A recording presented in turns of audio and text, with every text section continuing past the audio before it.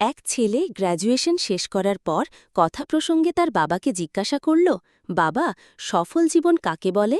বাবা সরাসরি এই কথার জবাব না দিয়ে বললেন, আমার সাথে চলো, আজ আমরা ঘুড়ি ওড়াব, তখন তোমার প্রশ্নের উত্তর দেব। ছেলে অবাক হয়ে বলল, কি বলছেন বাবা, এই বয়সে আপনি ঘুড়ি ওড়াবেন? বাবা তখন ছেলেকে হাত ধরে টানতে টানতে বাড়ির পিছনের মাঠে নিয়ে গেলেন। সেখানে কয়েকটি বাচ্চা ছেলেমেয়ে ঘুড়ি ওড়াচ্ছিল। বাবা ওদের একজনের কাছ থেকে তার ঘুড়িটা চেয়ে নিয়ে ওড়াতে শুরু করলেন। তিনি নাটাই থেকে সুতা ছাড়ছেন আর ছেলে মনোযোগ দিয়ে দেখছে। আকাশে ঘুড়ি বেশ খানিকটা ওপরে উঠে যাবার পর বাবা বললেন, ওই দেখো, ঘুড়িটা অত উঁচুতেও কেমন বাতাসে ভেসে আছে।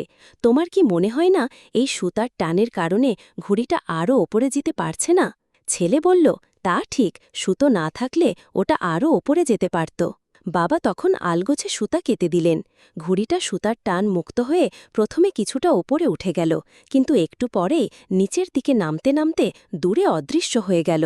এবার বাবা ছেলের পিঠে হাত বুলিয়ে বললেন, শোনো খোকা, জীবনে আমরা যে উচ্চতায় বা পর্যায়ে আছি বা থাকি, সেখান থেকে প্রায়ই মনে হয় ঘুড়ির সুতার মতো কিছু কিছু বন্ধন আমাদের আরও ওপরে যেতে বাধা দেয়। যেমন ঘর, মা বাবা, স্ত্রী, সন্তান, পরিবার, বন্ধু-বান্ধব, অনুশাসন ইত্যাদি।